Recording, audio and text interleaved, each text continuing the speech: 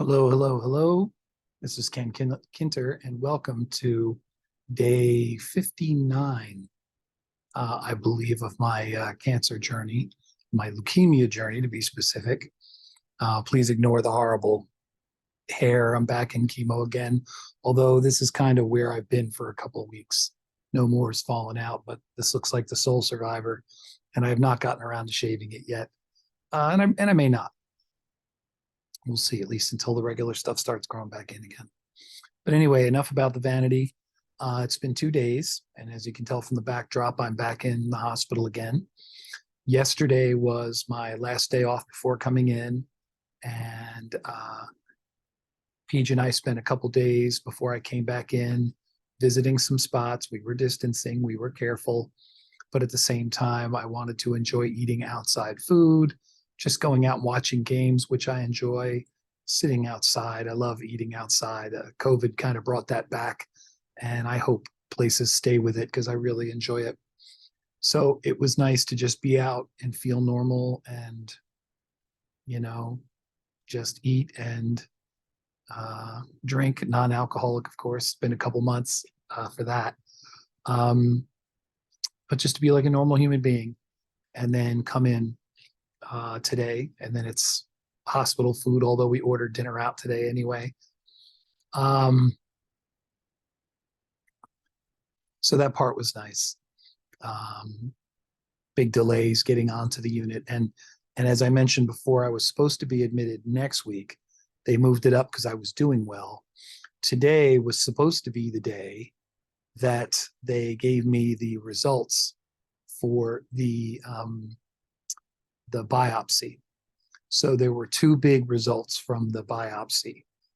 One is, did they find the blast cells? Now, the blast cells, there are probably people out there who know better than me, but the blast cells are cells that turn into either healthy white blood cells or they don't, or they turn into unproductive cells. And in my case, they were turning into unproductive cells. So having blast cells in and of itself is not a bad thing. But when you have too many of them and you're not producing your regular white blood cells, and you have all sorts of problems like leukemia. So I got the first of the two results back today. And that is that there was no residual evidence of leukemia in my bone marrow. I will try not to overstate how important that is. To me, it sounds like the chemo worked. It got rid of the leukemia. However, I'm back in doing chemo. This is cycle 2A, just to be sure, and just to run it off. It's the same cycle that I went through in 1A, and I tolerated it well, despite being much, much sicker. Now I'm fine. I'm walking around. I don't know how I sound, and I might look a little shaky, but I've been walking. I've been exercising. My appetite's good. My sleep is good. All the basics are good. I can walk a mile or so before I get gassed. Side effects have been relatively minimal. So when they moved it up, I was actually happy about that. I said, you know what? I feel good. Hit me now, for lack of a better, way to put it. So the bad news was I miss seeing Dad for Father's Day, and that's a bummer. I'll be in past that. But you know what? I've been rescheduling things right and left because of this, because of the health. I've been rescheduling things. So I'm rescheduling that. It's not done easily, but it's necessary. So it's a holiday weekend. It's Juneteenth weekend. So I'll probably be getting out on Juneteenth. And then we'll see how I feel. I might feel, when I did chemo before, I was in a really bad way and it made me feel better right away. Now I feel really good. So I don't know if I'm going to weather it better or if it's going to bring me right back to where I was before. So far, so good. Appetite is good. Everything is good. So that part is online. So that news is absolutely outstanding. That is one of the two big pieces of news that basically tells my future. The other part takes another week or two, and that's that MRD thing that I've been talking about. And I had the acronym wrong. It's minimally residual diseases, and I guess it's if any other diseases hitched along. if I test, I believe, positive for that, then chemo is less of a option, and I might be going to transplant, right away to transplant, which might be a self-transplant where they start harvesting my own healthy cells. I might not even need somebody else's bone marrow. They might use my own. I just learned that. So they'll cull cells, healthy cells for me, and we'll just keep farming them and farming and farming them because they won't be rejected because they're me already. And then, that would be the first step. So, so all that stuff is good. And there's also the possibility that, okay, if I test negative for that, I have no residual disease.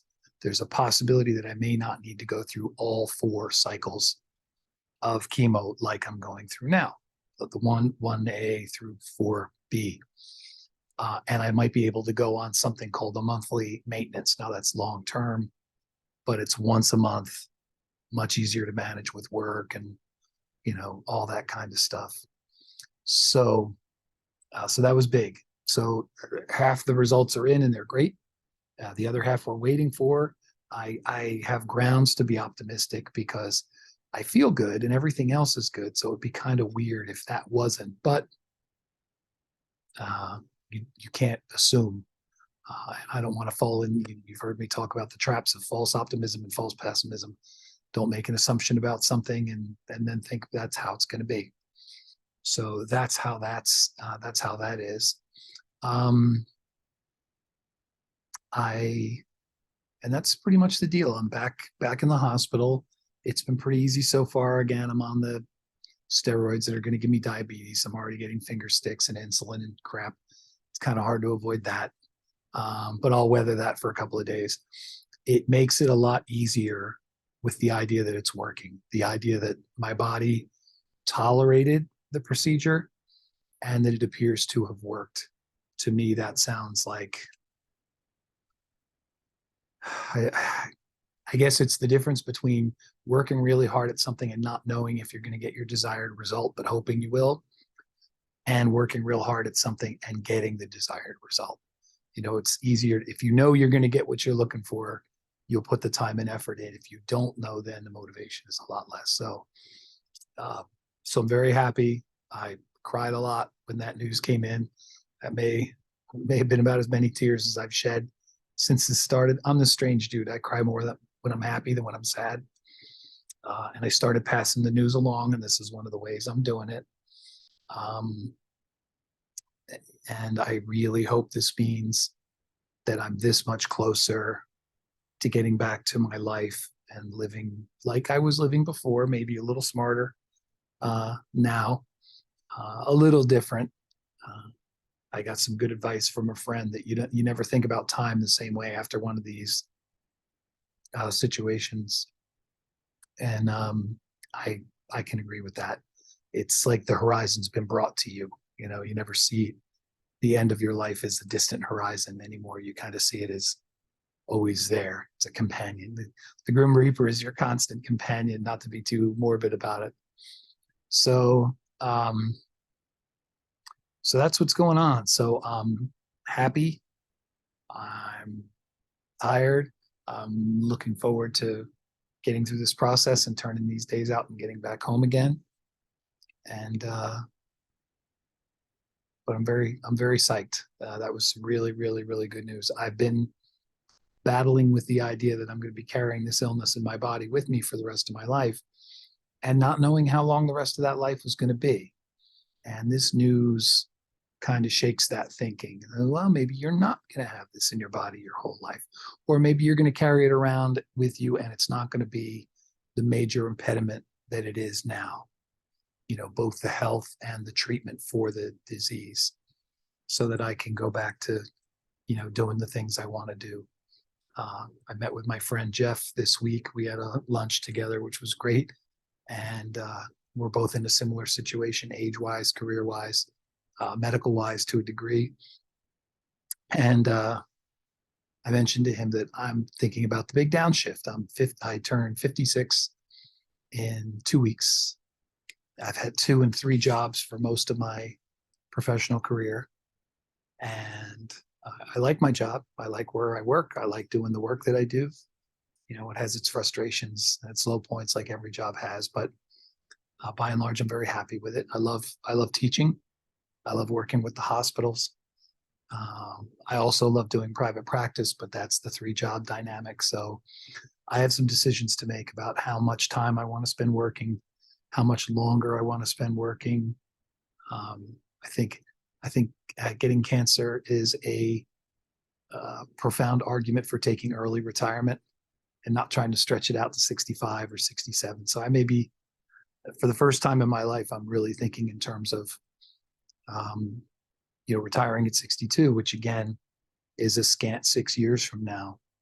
I had not thought about having that short of a work horizon, but again, you get your horizon brought right to you. I want to continue teaching at Seton Hall.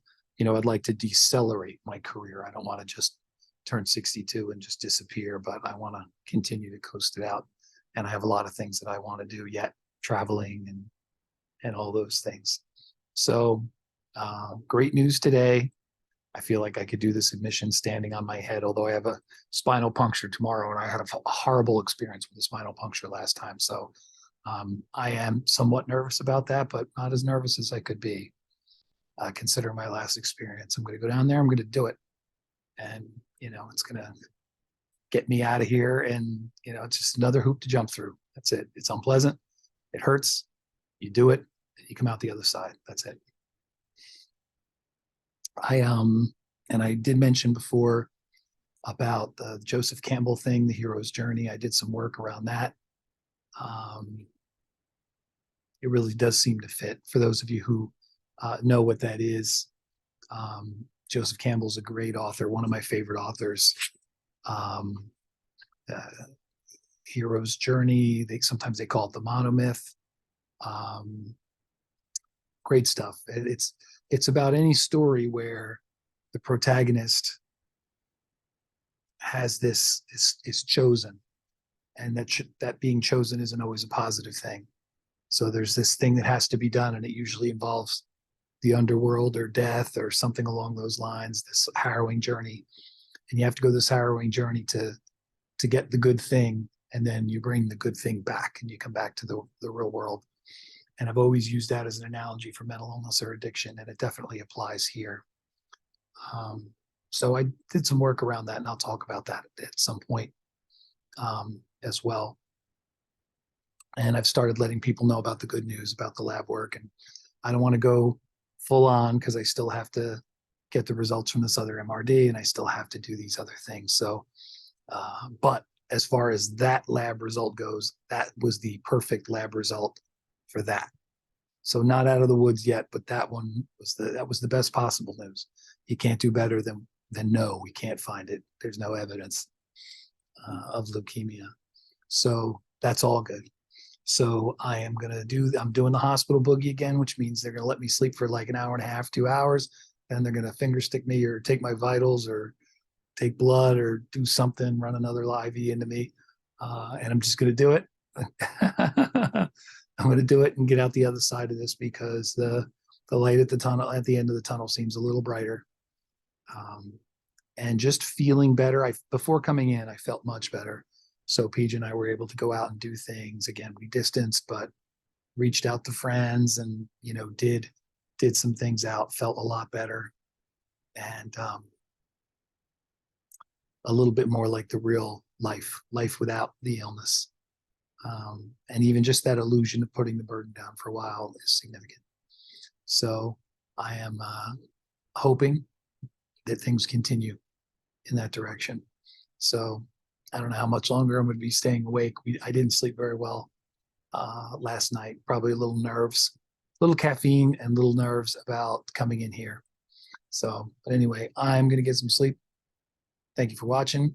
Thank you for staying with me throughout this journey. And I'll probably have an update. Tomorrow night will be the puncture and all that stuff. So I'll probably have an update about that. Maybe we'll talk about the hero's journey a little bit more. So good night, and talk to you very soon. If not tomorrow, the next day. Take care.